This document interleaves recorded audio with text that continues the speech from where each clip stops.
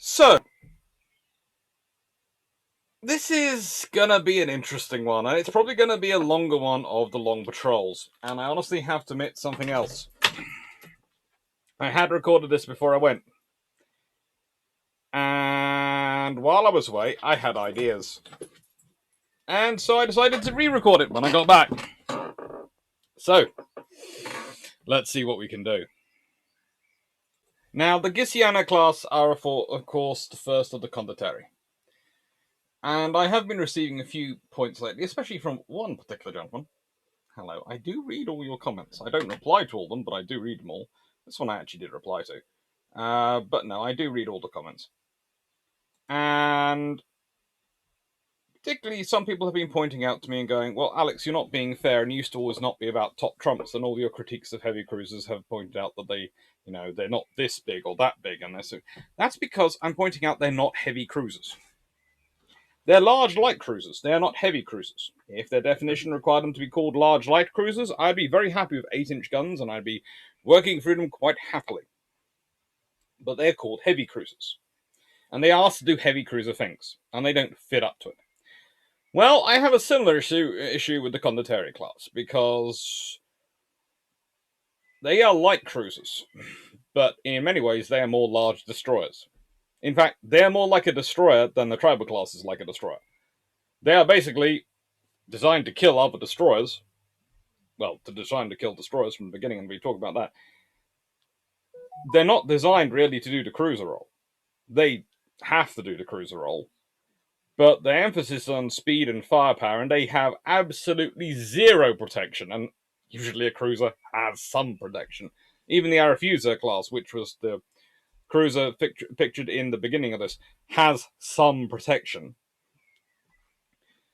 But the Condottieris are special. They really are. They have 20mm of deck armor on the Giussano class. 20 mils of deck armor. That's cute in a 1900 sort of way.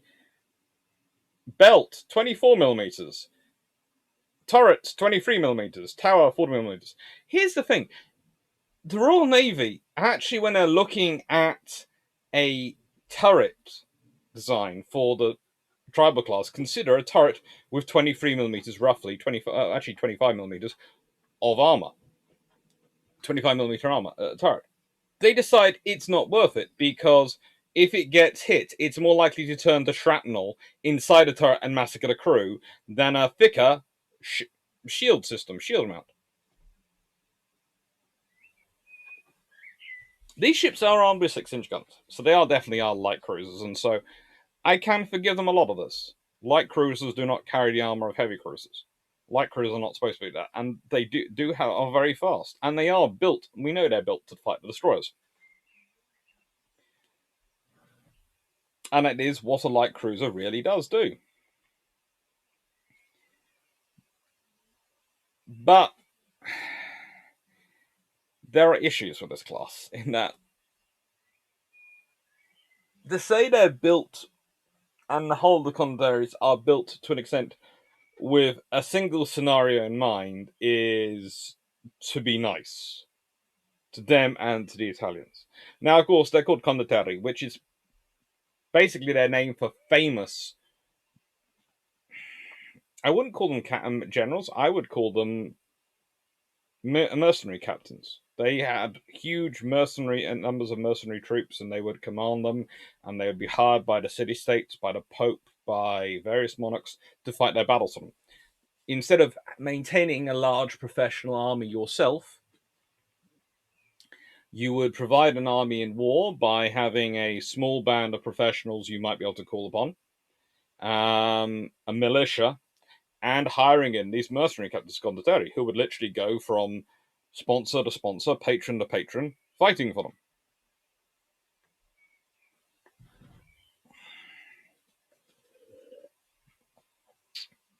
They're an interesting bunch, highly specialist bunch, and they're very useful.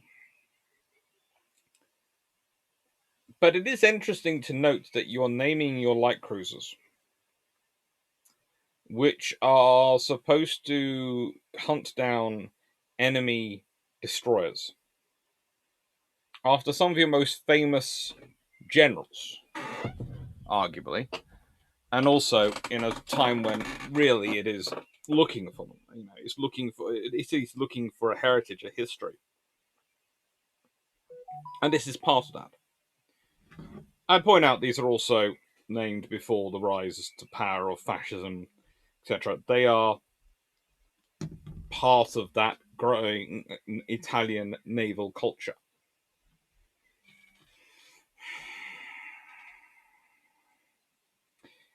Of this particular class, and I should probably expand this out a bit. This is one of the more famous battles pictured behind of the fights that Condottieri got involved in. And they would, when I say large bodies of troops, there were some who outproduced armies of 4 to 5,000 following one lord himself.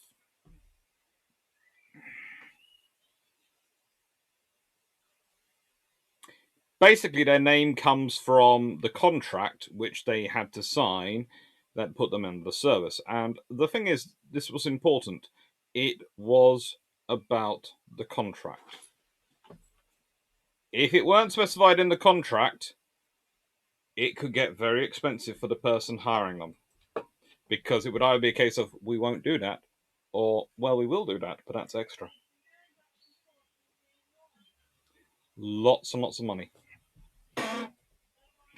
Now, this is what they're built to fight. La Fantastique class destroyer. So big, so powerful that, frankly, everyone was sort of supposed to be worried about them. However, and I point this out only slightly, they had been, of course, preceded by the Vakinen class destroyers, which themselves had been preceded by the Angle, the Aegir class destroyer, and the Gepard class destroyer. All these large destroyers which the French had been building. Average 2,400 tons standard, growing up to, of course, Le Fantastique, which are 2,000, well, nearly 2,600 tons standard. They are very large, very capable ships. Le Fantastique are the last of this sort of group, arguably. The Mogador comes next, but they're not really a new class versus the Le Fantastique. They're more, to my mind, an evolution and continuation of it. But what are these ships? Well, I use the Fantastiques as the examples here, as the ones, although they're built actually contemporary with these ships. I use them as examples because they're pretty good ideas of what they want. They've got 5 single 5.5-inch guns, 2 single 37mm guns, 2 twin 13.2mm guns, 9 in 3 triple mounts of the 21.7-inch torpedo. That's the 550mm torpedo.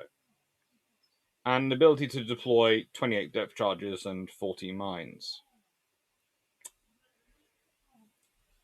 Top speed, 37 knots. Range, 2,900 nautical miles at 15 knots.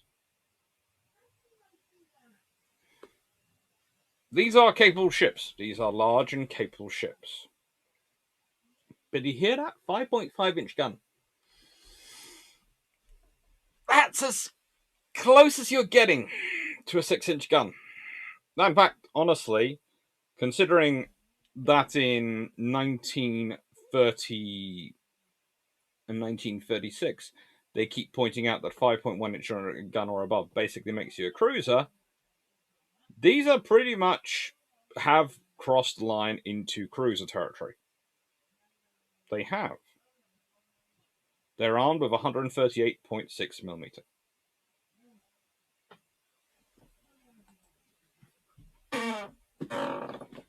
This is the Giussano class. Okay, they are the first of the Condottieri. They are 6,507. Roughly 6,500 tons. Long tons were used because they're the ones which the French and the British and the Americans tend to work in. They are big, powerful ships compared to the Le Fantastique class, but not really that big and powerful compared to others. And the point I often make is when I'm comparing them, I look at what is the balanced small cruiser in my mind. And the balanced small cruiser is the Arethusa class, which comes in at 5,220 tons standard. So they're 1,200 tons more than an Arethusa.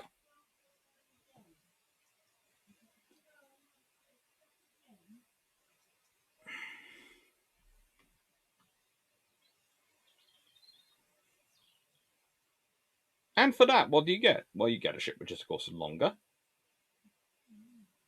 has it has a narrower beam than an Arethusa. It's 169.3 meters versus 154 meters.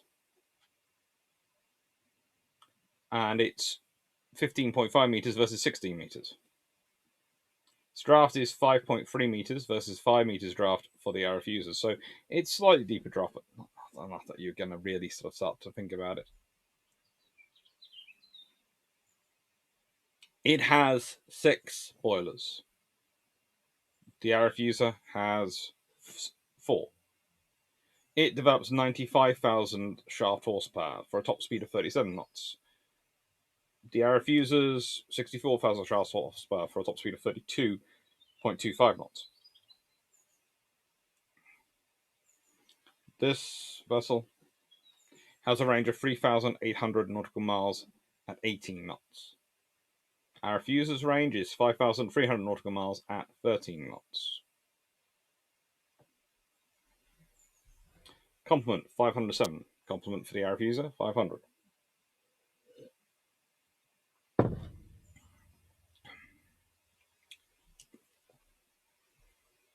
We can talk about the armor as well. There is magazine box protection of 1 to 3 inches on the Arethusas. There's no box protection on this. There's a 2.25 inch belt. It's a 0.94 inch belt on this vessel. There's a 1 inch armor on the deck, turrets, and bulkheads.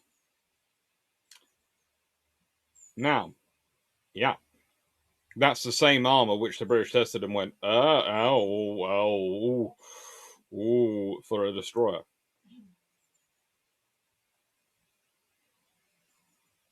For the turrets.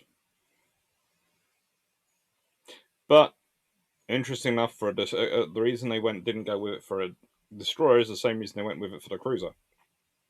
If you didn't have a cruiser's gun in a turret, it didn't matter. It just didn't look good. So it had to be something. But 2 mils still difference.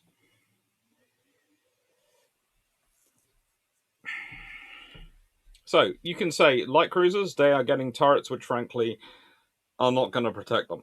They're not going to protect their crew. And you can turn around and can say that the deck armor,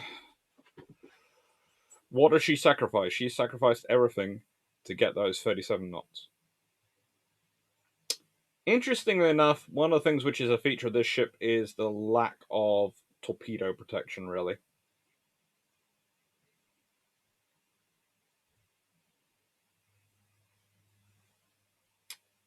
They carry 4 21-inch torpedo tubes. The Arethusas carry 6 in 2 triple mounts.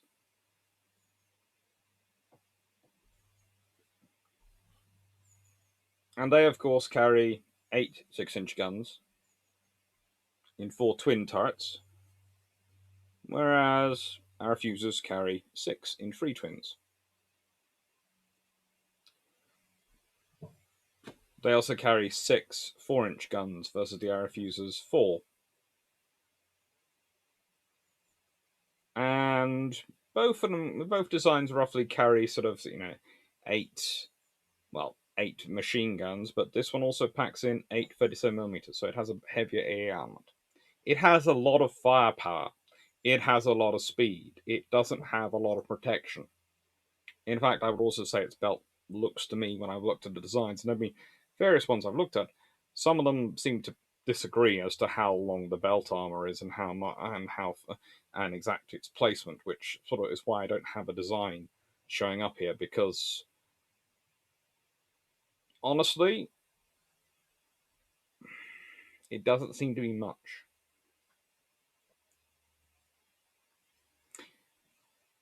So, these are ships which epitomize firepower and speed in terms of their size.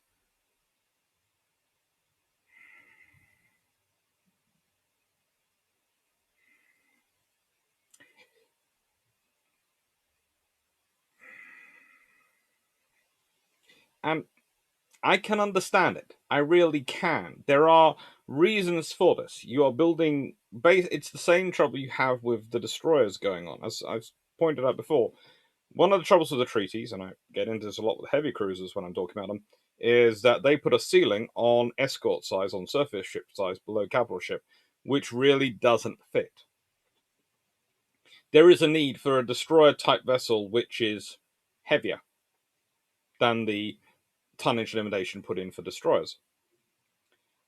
There is a need for a heavy cruiser which is truly a heavy cruiser.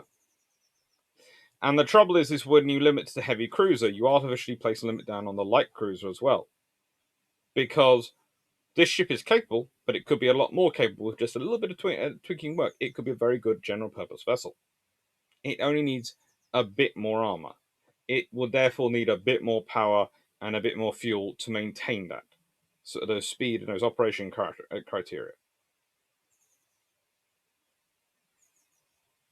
But the fact is, it's still well built. And whilst it is designed for a single role, in many respects, it's designed around the speed and firepower it needs to go and hunt destroyers.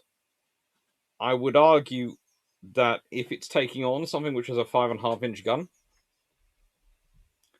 and is relying on 6-inch guns, it's got an 8-to-5 ratio, which is lovely, but there are 4 of these built. The French are building a whole host of destroyers. They're building 6 of them. So if you find yourself taking on one on one, you probably have an advantage. You find yourself in a battle of 6 versus 4, you are possibly going to run into a problem when you're facing 5.5-inch guns with so little armor. The traditional advantage a cruiser has versus a destroyer is not its maneuverability, because they're always bigger, so they're always going to be less maneuverable, even if they have the same speeds. Its traditional advantage is its sticking power in terms of actually having some armor and subdivision. You go into a destroyer, you find huge cavernous spaces, which are the engine rooms, etc., which stretch from side to side in the middle of the hull, basically square in the center of the target, center in mass, where you're aiming for, and penetrating, attacking, hitting those points will cause maximum destruction to the ship. Building a cruiser like that is giving yourself a cruiser with a huge target. Now, Alberto de Giussano is named, of course, for Alberto de Giussano.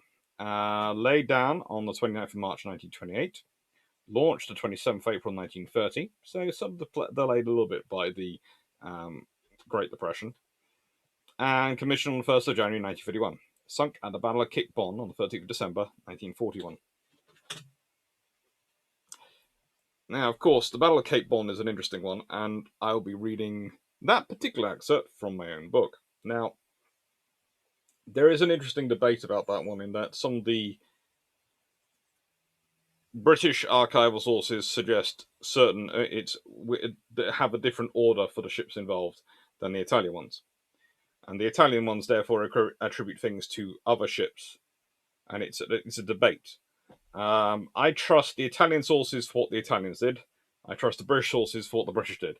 And that's where I sort of draw my line. So please note, that is how I'll be dividing it and discussing it. The British sources for what the British did, the Italian sources for what the Italians did. Roughly belief being that that's going to roughly keep them right. And where the Italian sources point to a different ship than the British sources, I will go, well, no, it was the British sources say it was this ship which was in this position in line which fired this point. And where the British sources suggest the Italians were doing a different maneuver than the Italians suggest they did, I will go, well, actually, whether it fits, which one fits best. And honestly, I find the Italian discussion for how they maneuver fits best with what happens in the battle, and the British discussion for what they did. They say that it fits best for the battle, which is rather unremarkable, that the two sides know best what they did themselves, and their assessments of what the other did is tainted by not knowing what the conversations are going on that side. And also perhaps a little bit misidentification on both sides. Now, of course, as named for Alberto de Giussano, which is a rather interesting choice because we're not quite sure with de Giussano who exactly they are.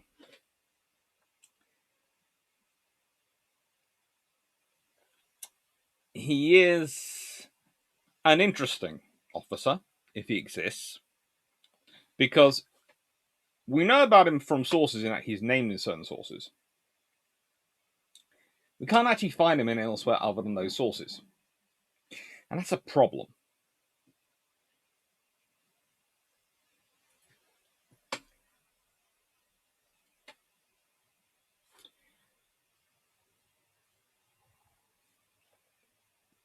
There were, how do I put this? There are issues with who actually reports his existence. To quote again the source I've used, and there's a link down below to it, which is actually quite good to go and read. Admittedly, I am reading the English translation of that source, courtesy of Google, and I will expand it so you can read some of the source material as well. The first to report his exploits in his historical chronicles of the figures of Alberto de Giussano was Governor Fiamma in the 14th century, 150 years after events took place. Unfortunately, many of the sources which he referred to were lost. Probably, therefore, he was inspired by the oral traditions that flourished copiously in the years following the epic victory over the emperor.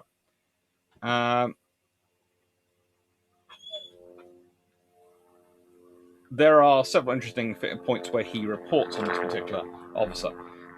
For example, upon hearing of the emperor's arrival, the Milanese ordered to prepare weapons in order to resist. And a society of 900 elected men is created who fought on large horses, who swear that no one would have fled from the battlefield for fear of death and would not have allowed anyone to betray the municipality of Milan. And furthermore, they swore that they would take the field to fight against the emperor every day. At that point, the community chose the weapons and banner, and each was given a ring in his hand. And they were recruited as knights in the pay of the municipality, so that if anyone escaped, they would be killed. Head of this company was Alberto de Giussano, who had the banner of the municipality. Then another company of infantrymen chosen for the custody of the Carioco was created, who all swore they would rather die than flee the battlefield. And 300 ships are made in the shape of a triangle. And under each there were 6 horses covered, so as not to be seen, that dragged the ships. In each ship there were 10 men who moved scythes to cut the grass in the meadows as the sailors moved oars. It was a terrible construction against enemies. Furthermore,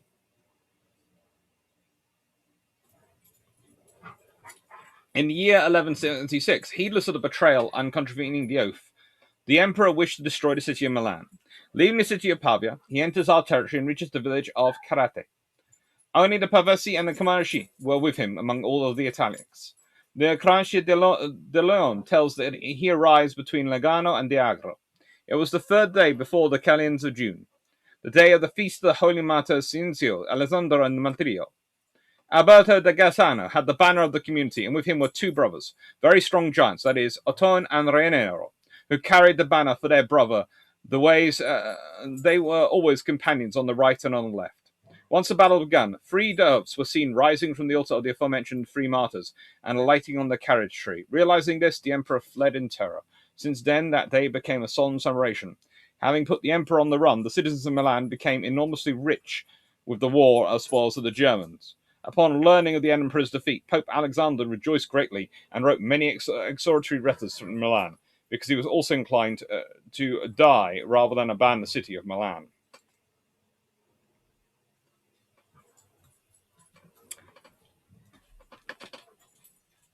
I tend to describe him, and when I'm talking about him, as the King Arthur of Condottieri, in that he has this wonderful history and this wonderful battle, but we don't really know from whence he came and from whence he goes.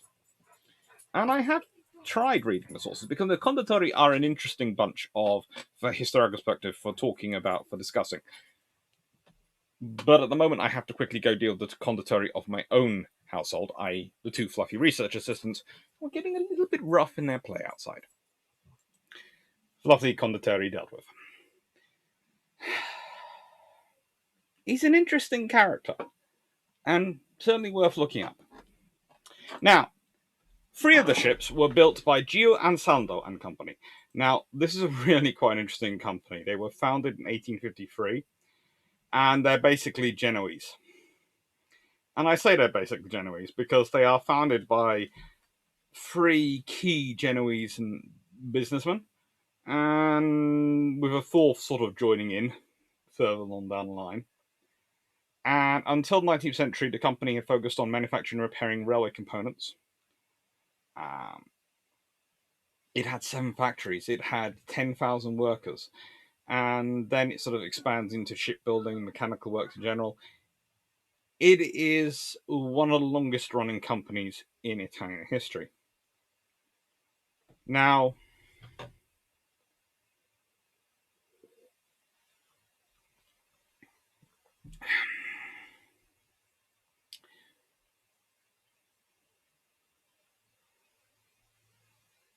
they were a company which definitely found a way to benefit from the growth in Italian armament in the 1920s and 30s. They had been crushed by some of the efforts in World War One, and well,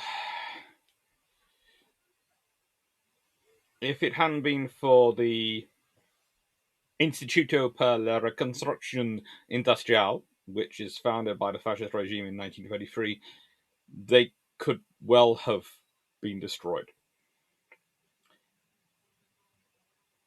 After World War II, they managed to keep going until eventually they were taken over by Finmeccanica in 1993. But they built a lot. So, this is the launch of the Giglio Cesare in 1911. That famed battleship from Taranto, where we're all going, hang on, everything's been positioned around to protect this one ship. It's not that new and not that critical. How come the Giglio Cesare gets all the protection? Well, perhaps it's because it's one of their ships. I don't know. But no, they produced a huge number of ships. In fact, the ships built by Giussano Company is, well, on Wikipedia alone, they've got 55 ships listed, and they were including working on the Italian and the Aquila, the Italian aircraft carrier. They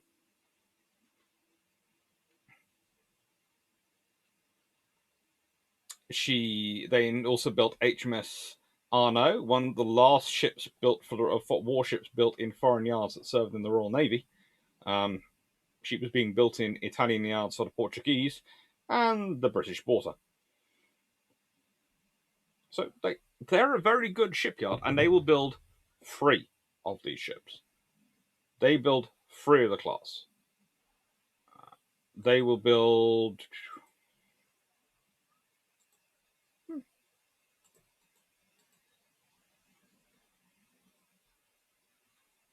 all but the Giovanni del Bandernera, which is a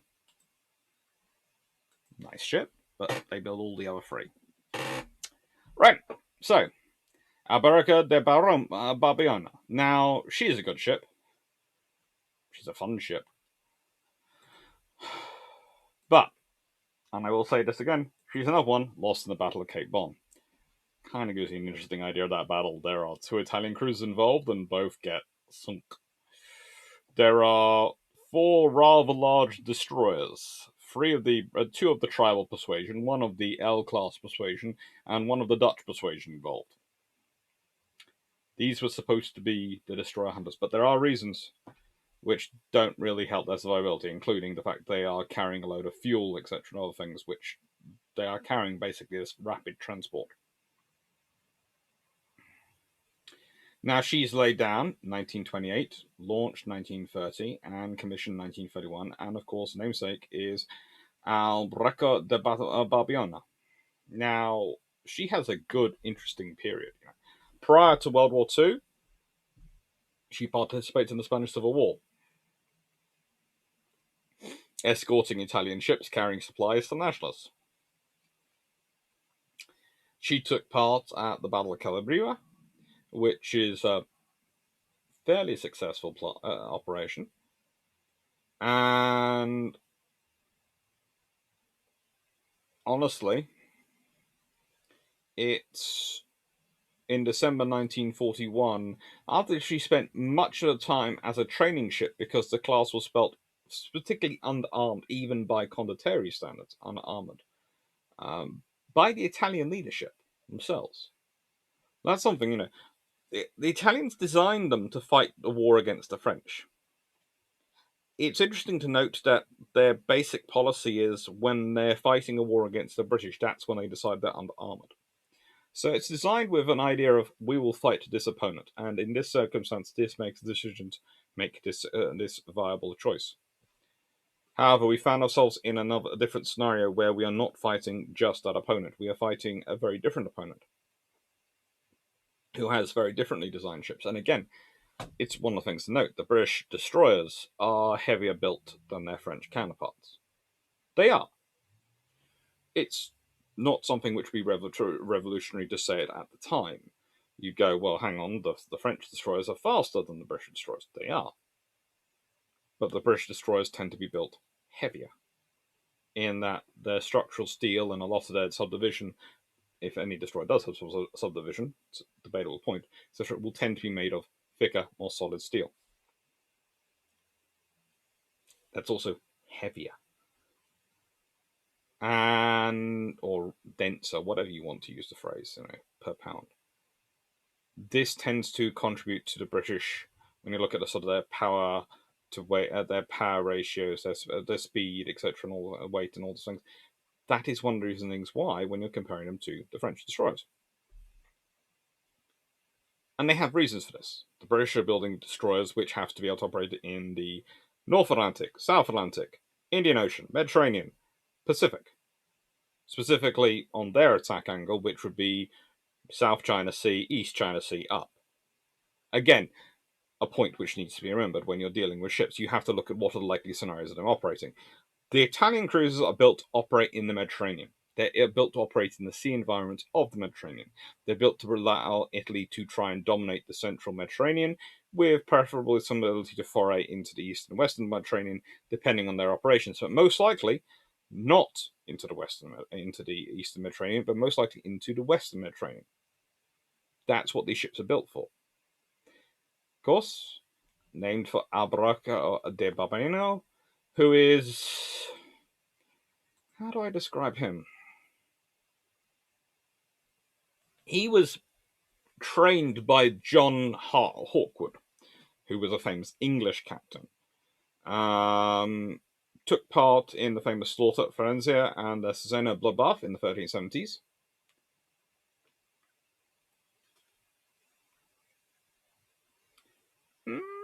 Forms his own group, the Compagnia di San Giorgio, or the St. George Company, and was obsessed with training. So improved his cavalry armor, tactics, and basically produces a full service force. Okay. One of those interesting things is as time goes on, sort of the Condottieri do tend to specialize down in various things, but this is really one of the first officers and the first Condottieri, really. And To an extent, if I'm going to compare it to anything, I would say it's sort of the force he's building is trying to build a balanced force. It's kind of like Alexander the Great's armies at their time were a fairly balanced force. They had far more cavalry than successor states had. They had far more in terms of archers and skirmishers to back up the phalanx. It wasn't the phalanx is the be all and end all. As long as the phalanx is strong, everything else doesn't matter. It was the phalanx is a key component, but we're building up around it. If I was talking about other scenarios, if I was giving a, let's say, a sci-fi example, if you were reading sci-fi, it's like Legio, the First Legion. It's like that particular formation, which is always famed of being the most balanced of all the legions. Gilliman tries to build up his Ultramarines to be a balanced force, like them, but even he has tendencies where he doesn't like certain units. He doesn't feel their use is that great, so those units tend to not get much support. Whereas First Legion does. This is what Abraca de Babona is really famous for. He builds the first, and he builds a very balanced, very capable force that gets truly massive. And he's rarely defeated. In fact, the first time he's ever defeated is in 1392, which is a long time into his career. You know, he's been in service for 20 odd years by that point, and his force had grown to 4,000 plus soldiers. In fact, it was so big that his force is considered a good example of why the foreign companies employed in Italy start to sort of reduce. Because, well, why hire a few hundred from England, a few hundred from Genoa, a few hundred from this, da, da, da. Genoa is, of course, Italian. When you can buy 4,000 well trained, well armed, a balanced force that turns up. It's a very, very capable force. And the fact that so many also notable Condottieri on their own rights start up in his force, get themselves up to captains, and then go off and form their own companies is a rather good example of what capabilities he brings to the table. And then we have Bartolomeo Coleni. Now, this is one of those ships where I look at it and go, it's sunk by HMAS Sydney, combined with PALS at the Battle of Cape Spada in July 1940. It's the first vessel in the class to be sunk. In fact, she's in camp.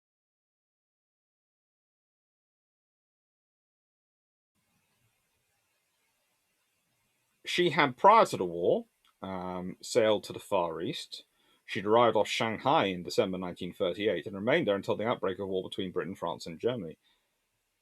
It was in October, having turned over command of the Far East to the Lampanto, which was an Anzio class mine layer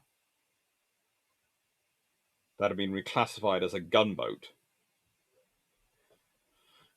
She returned home, getting back to Europe, getting back to her home on the 28th of October. There is a very telling idea out there that she could have found herself caught in the Far East if the Italians had entered the war earlier, as there's no way for her home, and she could have become a very easy kill for a tribal destroyer flotilla, which was sitting in Alexandria at the time and were kept wandering down south into the Red Sea. Because how does she get home? She'd have to go through the Straits of Gibraltar, because let's be honest, going through the Suez Canal was not going to be possible. She was up there. She would be fighting and ranging with her armour the 40mm guns on some of the Royal Navy, some of the British Army's tanks, which are in the Far East, could probably have taken her out.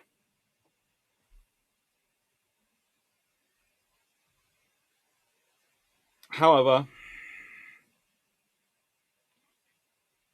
she takes part in a lot of operations, and she does the best service she can. But again, she's not designed to fight other light cruisers. Why can you tell this? Because she. This is the difference between the Arethusa class. The Arethusa class are designed with the idea of fighting other light cruisers in mind. That's why they have the armor they do. And I would argue this ship isn't even designed. These ships aren't even designed with a realistic appraisal of the fact of the guns they're going to have to take on from the French. Because a 5.5-inch gun is not so different that you should be considering, not considering the armor you put on for a 6-inch gun. They're designed to be fast enough to catch the destroyers and hopefully blow them away quickly enough before the destroyers use either their primary weapons, torpedoes, or actually engage with their guns properly.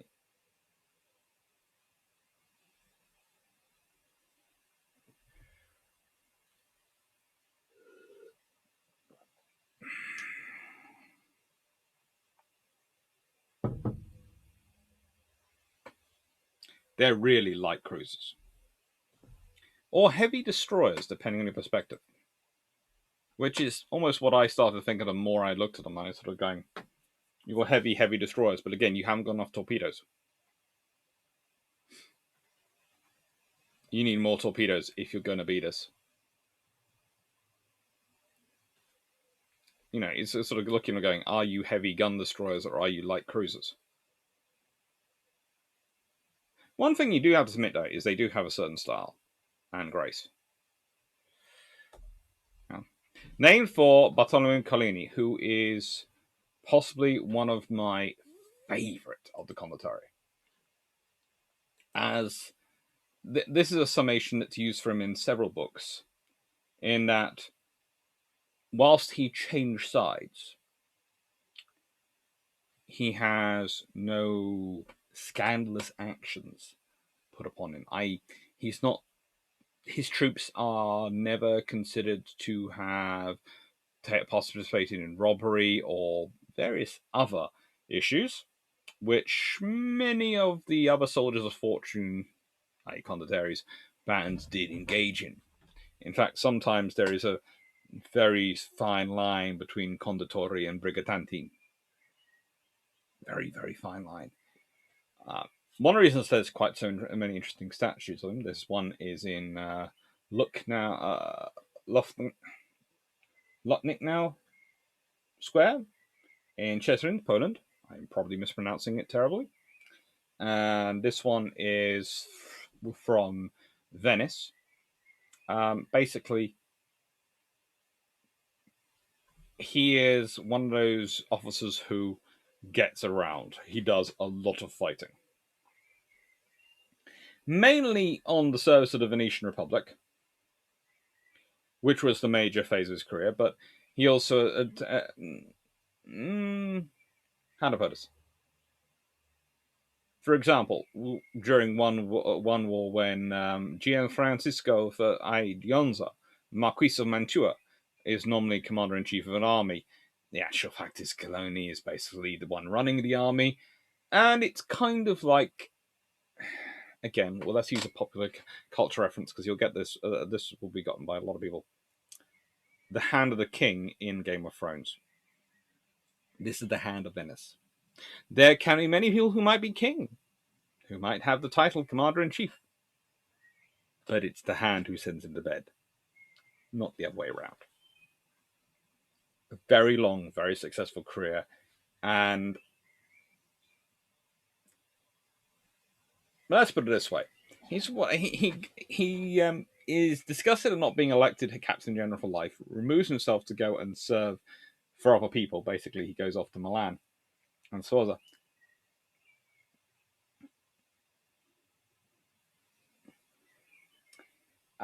And within a year, Venice decide they cannot do without him, and basically they offer him a huge amount of money to return. And in 1455, he's appointed Captain General for life. So he is not made Captain General, goes off in a snit. A year later, comes back, and 3 years after coming back, is made Captain General for life because we really don't want you going off on a snit again. We can't afford it. It causes trouble. This is the joy for Venice. He's very cool. Now, this is the Giovanni del Bandiniere. Now, interesting enough, she is there. She's by the colony's side during the Battle of Cape Spada, when Sydney and 5 destroyers sank Colony and damaged her.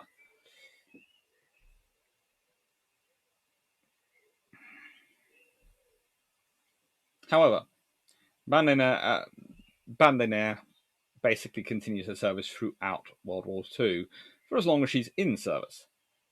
Um, Unfortunately, she takes part in the Second Battle of Sirte. She's part of Littorio's flotilla. She managed to score a hit on Cleopatra, which of course was a Dido class cruiser, which damaged her after turrets. That's always a good hit to get in. But Bandiniere herself seems to have been damaged in that battle, although there is a dispute over whether she was damaged in storms or the battle. If your light cruiser is lightly enough built that it's damaged in storms, there's possibly an issue going on here, or she's been damaged and then the storms reveal the damage. I'm thinking it's more a case of an Eagle scenario where she's been damaged by near hits and etc., and then the storms basically cause that damage to appear. So she's ordered to La Spezia on the 1st of April 1942. En route, well, she has a bump in with HMS Urge. Nice U-class submarine. She participated in 15 missions, 4 interceptions, 8 convoy escorts, and 3 mine layings for an overall 35,000 miles sailed during the war. She took part in the attack against Tiger Convoy, the Battle of Cape Spada, Battle of Calabria, Second Battle of Sirte.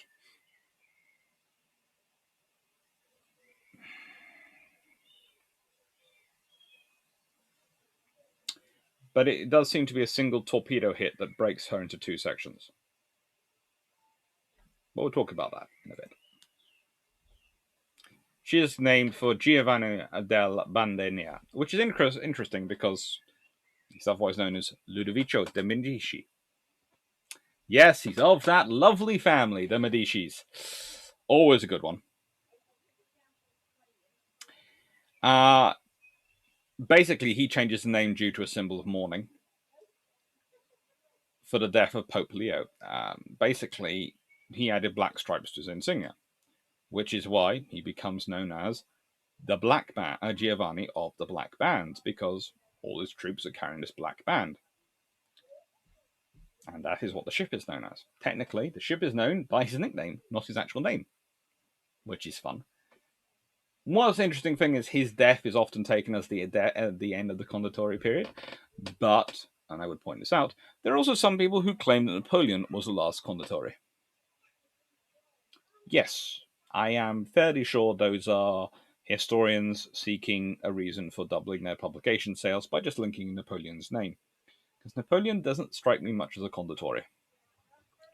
There's a small issue. He takes the uniform. He doesn't. He's always a member of a certain state and always fighting for that state, especially when that state becomes him. That's the other issue with him being a Condottieri. They tend to be hired by people. They don't tend to conquer states and become the people. There are a couple which do that, but that's kind of the exception to the rule.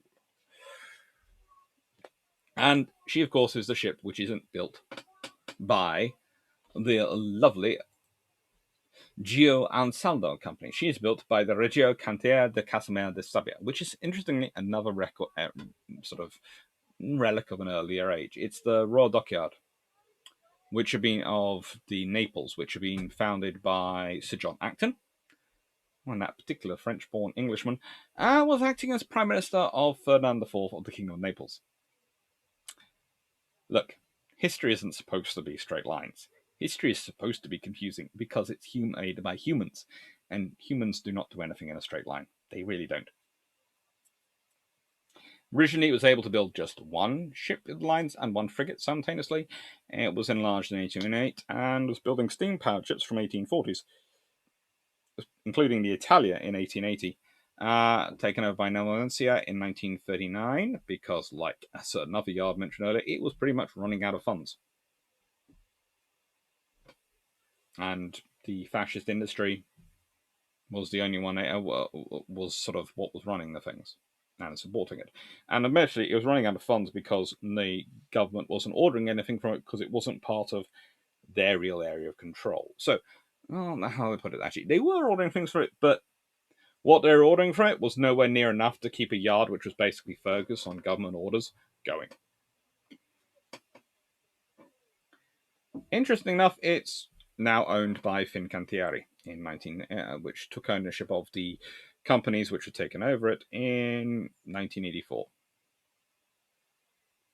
It's a good one to look up with, and they built some very famous and very critical ships for the Italians. So, Battle of Cape Spada. This is the battle where apparently you prove that, hang on, it wasn't necessarily the best idea to build ships quite so light. And yes, if you're going to call them light cruisers, and that's the trouble. This is my problem with the heavy cruisers. This is my problem with so many things in the forces that are constructed in the treaty eras, in that they are by treaty called things which they aren't, which leads them to being put in situations where they are not capable of sustaining themselves. This is a battle between one light cruiser on the British side, British Commonwealth side, HMAS Sydney, and 5 destroyers, and 2 light cruisers on the other side. Now, that's a battle which is pretty darn scary. Then you consider the destroyers involved for the British: Hasty, Havelock, Hero, Hyperion, Ilex. 4 H's and well, an I. They're not exactly the big destroyers. This is not 4 tribal class destroyers. These are certainly not the destroyers of the level of La Fantastique or any of the other large French destroyers. So these are destroyers which really, this cruiser should, if it's supposed to be a destroyer killer, should be mopping up. So what's the difference here? What's the problem? Are we putting this all down to Sydney? Sydney is a wonderful ship, but she's an Amphion class. Okay, yes.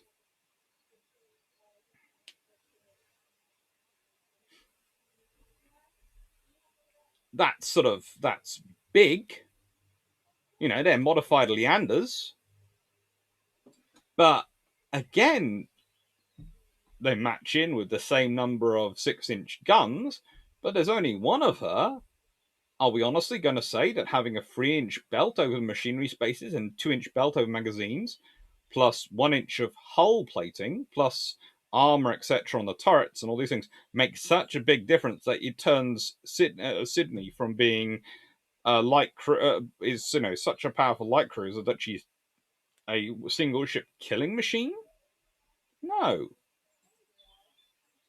The Battle of Cape Spada is also interesting because the Italians encountered the destroyers at 7:30 a.m. in the morning. Sydney and one of the destroyers, Havoc, are to the north on a sweep for submarines.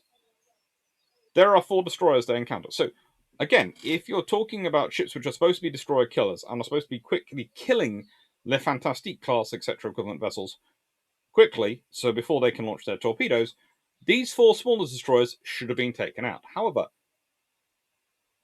they managed to give them a chase northwards. The British losses are 1 wounded and 1 light cruiser damaged in this battle. The Italian losses are 121 killed, 555 captured, and a light cruiser sunk.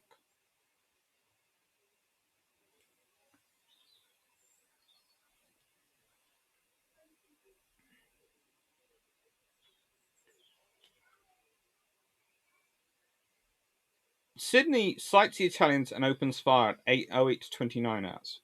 So the battle has been raging between the Italian cruisers and the 4 destroyers for almost an hour, and most of 40 nautical miles. 40 miles.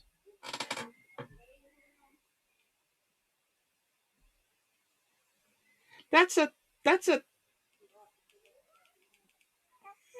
again, that's a long way for something which is supposed to be a destroyer killer to work. This is the thing I'm equating these ships to, right? So if we say they are not built as standard light cruisers, but they will fulfill light cruiser duties, you can they're instead of built as destroyer killers, and as such they lose their armor to have high speed. Okay, fine. Now let's equate them as destroyer killers. This is the first phase of this battle is 2 of these ships versus 4 destroyers, which are lighter and smaller than the destroyers they are supposedly designed to kill. They don't kill any of them, and it goes on for an hour until a light cruiser turns up. At which point, the Italian light cruisers do not manage to get away from Sydney because whilst they are faster than Sydney, let's be honest, Sydney's top speed tops out at roughly 32.5 knots. Again, standard, that's kind of like the RF users. And their top speed knocks out at 37 to 42 knots, depending on, what exactly speed ratio you're going for. But let's say 37 knots, because that seems to be more likely when they're fully loaded. It's 42 on trials. So we all know what they put in when they're on trials versus what they actually are in real life is very different. So let's go with 37. Sydney manages to fire. A single shell tears through the hull, disables boilers and guns at 9:23. Now that's again almost an hour into a battle. So not only did they fail to destroy destroyers in an hour goes by and they haven't managed to get far enough away from the British cruiser and those destroyers to get away. So they supposedly got the speed advantage over both groups. They haven't managed to get away. They haven't managed to sink any destroyers. This is 2 hours into a battle practically. Okay, minus 7 minutes. It's 113 minutes into a battle. And the Bartolomeo Collini is left dead in the water. She's unable to use her main battery. She's unable to maneuver. And she's sunk by 3 torpedoes launched from Ilex and Hyperion at 09:59 hours. Those are, by the way, 2 destroyers which have been involved from the very beginning. They aren't Havoc, which turned up with Sydney. They are 2 destroyers that have been fighting them since, from that point. It's 1 minute off 2.5 hours. Sydney continues to take on Bandonniere, although she's hit in the funnel by a single Italian shell. Bandonniere is hit at least twice, killing 8 in the bow and the hangar. Sydney only disengages because she was short of ammunition. And so Bandonniere returns to Benghazi. Shadowed the whole way by Warspite and a screen of destroyers, which are trying to get close enough to engage her. Warspite is trying to work up to take her out. They never get close enough, though. So she does have the speed to keep away from Warspite. I suppose she's lucky that there's not a county class or even another light cruiser sitting there. If there'd been a town class in that area, Bandonniere would have not had a chance. She could keep far enough away from Warspite to keep out of range. As testimony to this battle shows, she couldn't keep far enough away from a light cruiser to keep out of range. Then we have the Battle of Cape Bon. Now, this is written by Tennyson Randall Ford, who was the commanding officer HMS Sikh and senior officer of Group 1, including Her Majesty's ships Legion and Maori and HMNS Isaac Swears. The Allied force was steaming south in a line at high speed in a narrow channel off Cape Bon between the coast and an Italian minefield when 2 Italian cruisers were sighted ahead, steaming on the same course. Commander Stokes was about to overtake and attack the cruisers when the latter turned 16 points. He therefore reduced speed to avoid showing a big bow wave, kept on the landward side, and successfully avoided being sighted by the enemy. Sikh observed 2 hits with torpedoes on the leading cruiser, which burst into flames and attacked the second cruiser so successfully with gunfire that she only fired 1 ineffective salvo and was destroyed by Legion and Maori. A small destroyer, which appeared on Sikh's starboard side, was engaged with pom-pom and 0.5-inch guns, was damaged. A second destroyer, or E-boat, was probably destroyed by the Allied force. The interesting thing about me when I'm looking at the Battle of Cape Bon is that the Italians list as having one torpedo boat there and two cruisers. Torpedo boat doesn't seem to get involved much, but the British interpret it variously as a destroyer, torpedo boat, or two torpedo boats. This is from HMS Seek, Cape Bon, Commander Graham Henry Stokes. Again, this is his response. Tennyson Randall Ford is not the commander of Seek, I think I mentioned that. He's the admiral in charge. 3. I immediately reduced the speed of the force under my command in order to avoid showing a big phosphorescent bow wave and led inshore so as to get between the enemy and land, which I judged would give me a chance of getting in observed. The maneuver was successful beyond my wildest expectations, and after passing the customary warning signals to ships astern, I engaged the leading cruiser with torpedoes and the second with guns at a range about 1,000 yards. Two of my torpedoes hit the leading ship, which immediately burst into flames, forward and after, and the second ship fired one salvo from a mainmount, which salvo burst on the foreshore of Cape Bon, before she was silenced by three well-directed salvos from Seek and a torpedo midships from Legion, and she disappeared in a cloud of smoke. I did not see her again. I afterwards engaged a torpedo boat, though thought to be of the Speaker class, with my short-range weapons, only as she passed so close and at such a high rate of change bearing that the mainmount could not be brought to bear. And this is Commander Rafe Edward Courage of HMS Maori at the Battle of Cape Bon, and Seek is the ship vessel pictured. After your torpedoes had damaged the leading cruiser, Maori opened fire with gunfire, and a large number of hits were observed on the bridge of the enemy. When she was abeam, Maori fired two torpedoes, one of which was seen to hit, the other was unobserved. This cruiser passed astern in flames, undoubtedly sinking. The second ship was lost sight of, but a sheet of flame was seen away to port, and it was presumed that she was sinking.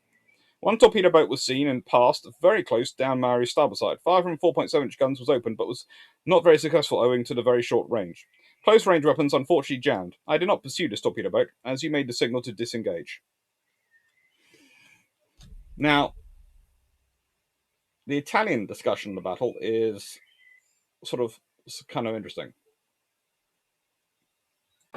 in that the Italians basically keep emphasizing Legion firing torpedoes, and there is a dispute over whether it's Legion or Maori which takes out Barbiniano. Now, I would say, looking at the line does seem to me to be going Seek, Maori, Legion, and Schwert. And basically, they keep in line of their four, and then these groups divide off in almost into pairs, going 1 and 3 going for one ship, and 2 and 4 going concentrating on the other ship, which would suggest to me that because they come on first, the chances of getting the hits, and especially launching torpedo timings, do go to Seek and Maori. So I think probably, again, I know I'm biased because of the book. I think the balance of evidence though does lead towards me thinking about the tribals getting ones scoring the hits. But the fact is, these ships are engaging at incredibly close range. They take out cruisers which are heavily laden with fuels and supplies because they're trying to rapidly run supplies to Tunisia. And yes, there is a dispute over the whole Mediterranean convoys, in that the dispute is, well, you either get people trying, mainly between the extremes, because people try and say either the Italians didn't get any supplies through, or the Italians got all their supplies through, more than enough. This dispute, I would always say, is actually down there. The Italians lose some critical supplies, especially some supplies at critical points. But more importantly, it's where do they get to deliver those supplies, because the Allied action, it seems to me, to be more focused on preventing the Italians getting the supplies through to the ports they need them to, where they can offload them more easily and closest to the front, versus not getting supplies to North Africa. You can't do the latter. North Africa is too big, there is too much ocean, there is not enough force and not enough availability, and you cannot really sustain enough force in Malta to carry that out. It's so close to the enemy. What you can do, and this is what this force is part of, that's attacking the Cape Bon, is you can limit the ability to use their strongest, fastest assets to deploy support that supplies, because these particular cruisers could have got the supplies very close to the front lines, to the port closest to, which would have been a critical increase in supplies at a critical moment. Preventing that has a ripple effect, because yes, you're getting, so it's again the same with the Battle Atlantic. One of the things that's often forgotten about the Battle Atlantic is we talk about them getting supplies from America and from Canada to the UK. That's great. Why do you think they're doing so many coastal convoys around the UK? Because you can get the supplies to Liverpool. Woohoo! Can you get them from Liverpool to elsewhere just on the railway network? Nope. Can you do it with the road network? Nope. Not good enough trucks, not good enough roads. Okay, what are you going to have to do? Move them around the coast by ship. It works in peacetime. So there's a whole other thing of coastal convoys, and that's a whole nother scene of battle and fighting, which gets forgotten as part of the Atlantic campaign, but it's just as important. It's the same with the Mediterranean. It's a case of, are you getting supplies across? Good. Where are those supplies going? Oh. So you have huge dumps being built up in certain places, which the Italians can only really get access and support from when they withdraw, which is a problem, because you need to be able to get those supplies forward to where you're fighting. The Allies concentrate their efforts on preventing that. Just as the Germans, it could be argued, by focusing all their strength on deploying to the Atlantic, does get them out of the operation of aircraft and those sort of ranges, but it also means they're running into trouble in Battle Atlantic in that they're fighting at the extremes of their range as well. This is advantageous when there is an Atlantic air gap and there are no escort carriers and none of those vessels.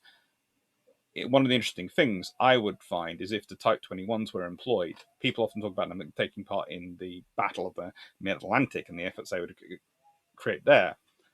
But if the Type 21s and the other submarines they were designing, especially the smaller ones, were actually used off the coast of the UK, I think they would have done far, far more damage. And they are very well orientated for that and could have done really significant damage to the coastal convoys going around and the convoys trying to bring supplies across the channel.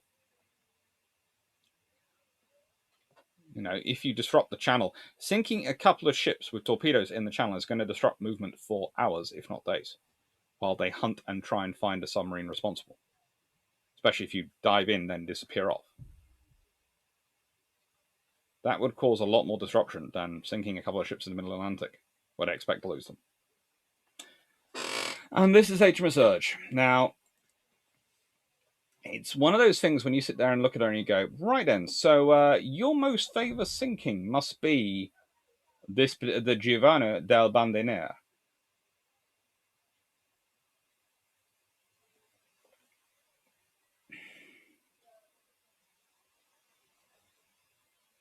The fact is that her commander of HMS Urge, Lieutenant Commander Tompkinson, was written of by Ian McGuff, the post-war flag officer submarines who'd served Urge, should be awarded, in my view, should have been awarded a Victoria Cross, preferably before he was lost.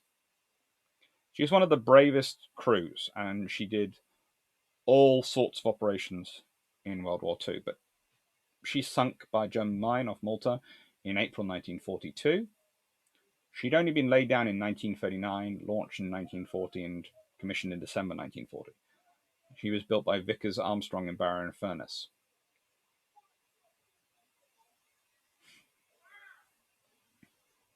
She landed commandos by Folding Kayak and did all sorts of operations during World War II, during her time of service, and was key to 10th Flotilla.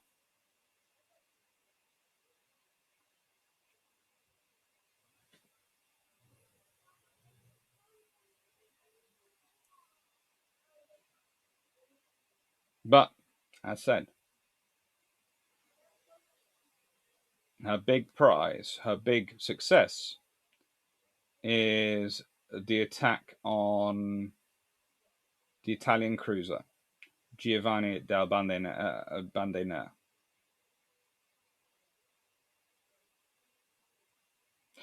Which was a stalking operation. She stalked it for hours.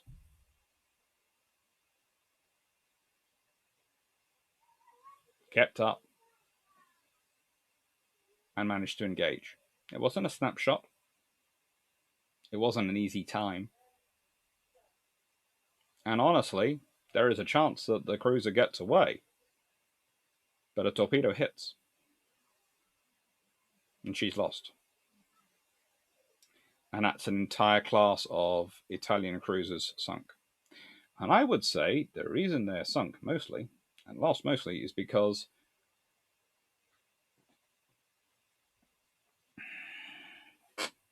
at a base point there's a flawed assumption in the design. The flawed assumption is this: they are built to engage destroyers. To engage destroyers, large destroyers. And they're built as cruisers because they need that size, they need that speed, but they're given 6-inch guns. Okay, they're a light cruiser. But the point about a cruiser is it's supposed to be the lowest level of general purpose asset which can survive in battle. For that, it needs some armor. Not a huge amount, but some. Armored magazines would be good. Some torpedo defenses over the major engineering spaces would be very good. I find it interesting that they are both longer and narrower than the arrow fuses. Because I look at it and go, the arrow fuses are in many ways the Royal Navy's destroyer killers. And then they use that hull to basically scale up and design the Didos. The same study produces the arrow fuses, the Didos, and the tribal class destroyers. It's a very interesting study. I don't like the Didos. As is well known, I sit there in the purpose-built anti-aircraft cruisers and I go, well, we could have put a load of 4.5-inch guns if we'd got them worked up on the C class and D class, which had given us perfectly capable anti-aircraft cruisers, and we could have used the Dido designs for other things, for building something else.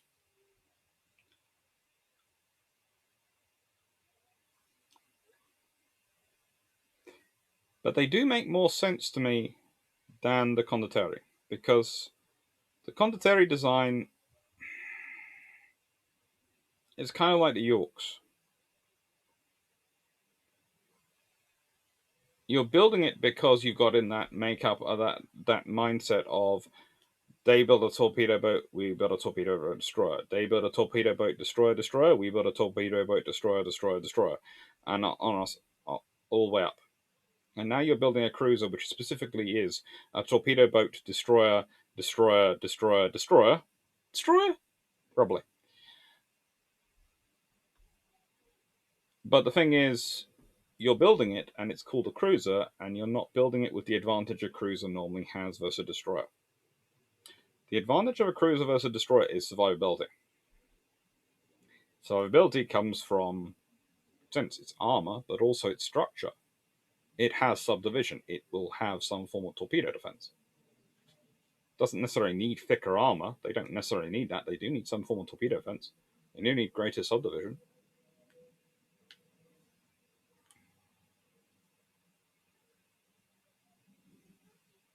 This picture is the Bartholomew Collini during action with HMS Sydney and the Battle of Cape Sparta.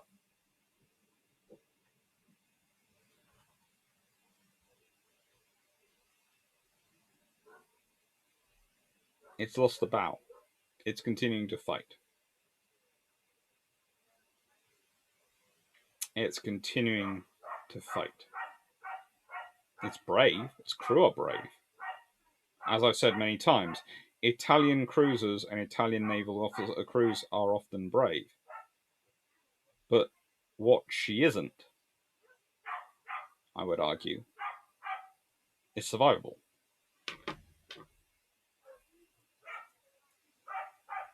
It's interesting as the class develops, as we look at more of Condottieri, it's going to be an interesting discussion of what's going to come through and what their capabilities are going to be.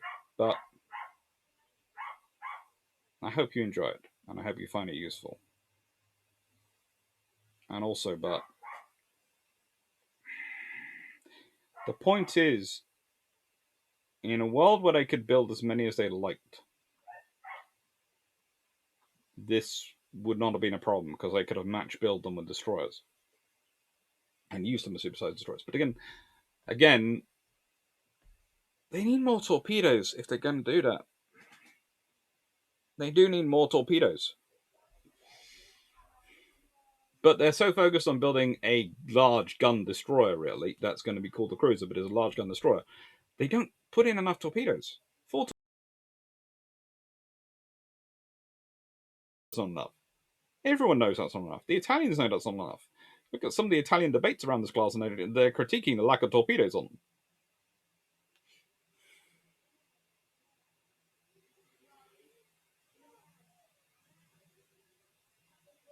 They were designed for operating at high speed in the anti-destroyer role in a permissive environment against an enemy which wasn't going to have sufficient enough light cruisers for it to matter, and which was supposed to be otherwise engaged with its destroyers.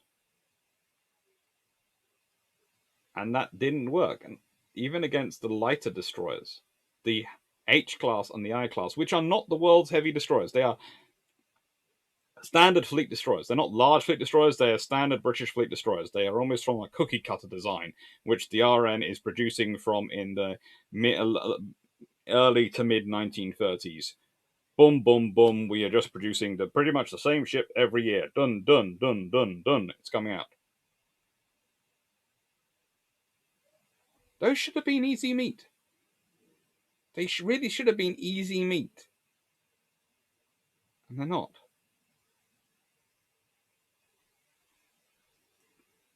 Good ships, though, I would argue, in terms of their crews. And if it's the fact is, the problem that Matt's is that you can see the design team coming up with them. These ships look good. They sound good. They have 37 knot speed. They have this. They have that. Oh.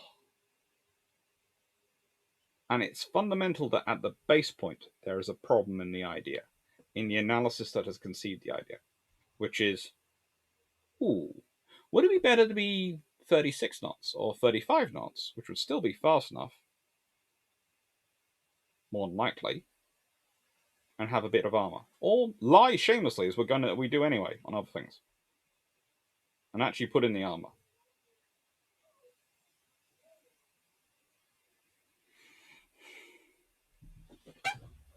Or at least some torpedo defenses on the main points. So what we've got coming. Well, this of course was the Giussano Class.